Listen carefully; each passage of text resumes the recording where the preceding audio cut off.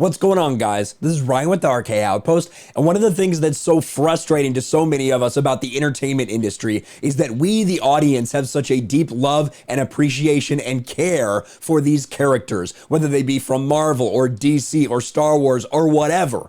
And it seems like so many people who are making these movies, making these comics, making these video games, whatever it may be, they simply do not. And this is yet another example of that. When this headline came out, I had to do a double take because it's just so absolutely ridiculous, but it tells you that yet again, someone who works on these properties, in this case an actress, does not give a shit about the source material or about the lore or about the legacy of these characters. Marisa Tomei reveals she wanted to make Aunt May a homosexual in the Spider-Man franchise. There's so much to talk about here.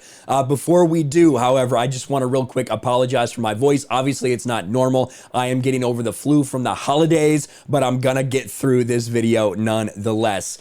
Aunt May, a homosexual. Now, I have problems, a lot of problems with the Spider-Man franchise in the MCU in general. I did think that No Way Home was actually a pretty good movie, much better than I ever thought it could possibly be, in large part because they focused on what I felt was the story. They didn't really focus on identity politics, and they really honored a lot of the characters they brought back into it. But this, I've always had a problem with Aunt May being this young, first of all, because I feel like her being this young and this attractive, I feel like it really takes away a lot of Peter's responsibility.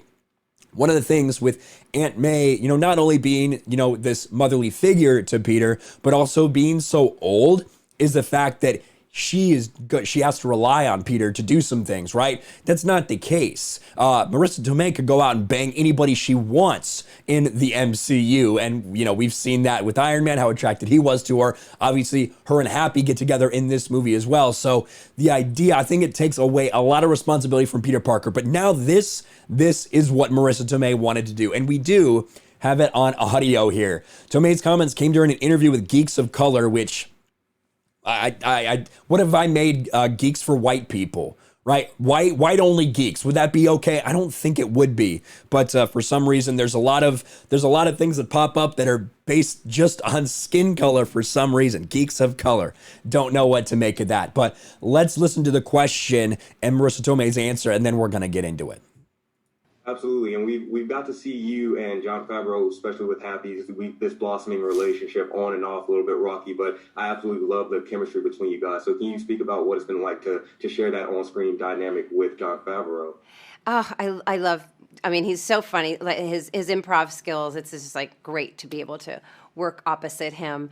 But I really feel that their relationship is more off than on. I think they're friends. They get along. There's a true camaraderie, and they're both invested in Peter so much. But I think it was just like they're stuck together. It's like being on a desert island, right? There's no one else they can talk to right now. Oof for Happy Hogan. Just stuck on a desert island, just had to. And I will say the first 30 to 40 minutes of this movie, in my opinion, are kind of trash. I did not like, there was so much MCU humor, and a lot of that was at Happy's expense a little bit too, in Jon Favreau's character. But now she's about to get into the real zinger here. Like, okay, they like each other enough.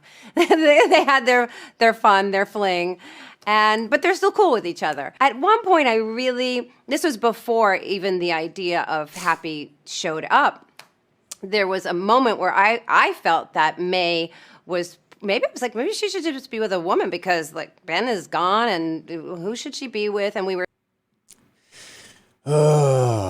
Maybe I thought she should just be with a woman, because Ben is gone and who should she be with? These people are absolutely insane. The idea that, since she's not with this guy anymore, then obviously we should make her be with a woman. And this is what we're talking about. Zero respect for the source material. There's nothing anywhere to indicate that Aunt May would be gay. Strictly the opposite. She's never shown interest in anyone like that in any way, shape, or form. But that's what these people want to do. These people in Hollywood that don't care about the product, that do not give a shit about where this is coming, the source material, anything. They want to take it over and insert their own ideology.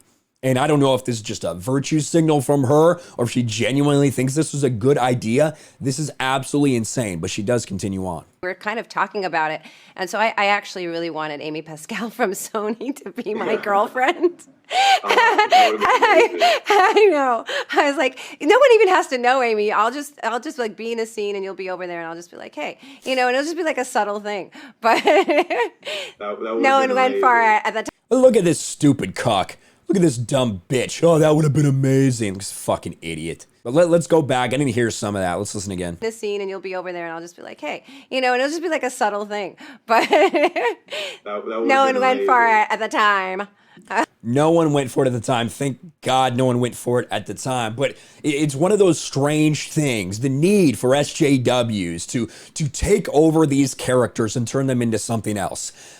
We, the vast majority of the audience, want to respect the source material. I would never want a white person to play Black Panther. I would never want a gay character to be turned straight. But for some reason, they want to do this because they see no validity in original characters of their own. They have to take over these established characters. And simply the fact that she even brought that up, I don't know why. I don't know how it was rejected, to be honest with you, because I imagine if you reject an idea like that, you get called a homophobe or something like that in Hollywood. But luckily, no one went for that. I don't like the Spider-Man franchise and the MCU as a whole. I do like No Way Home in general, but it just goes to show how close some of these ideas were to making it into this series. Let me know your thoughts about this in the comments below. Again, apologies for the voice. Smash the like button, subscribe to the channel, ring the bell for notifications, share this video out there, and I'll talk to you later. Thanks for watching, everyone, and a huge shout out to my patrons. I appreciate you guys so much. Want to follow me on Twitter or Instagram? Check out the description below. You'll find links to my P.O. box and my Patreon as well. And I'll talk to you guys later.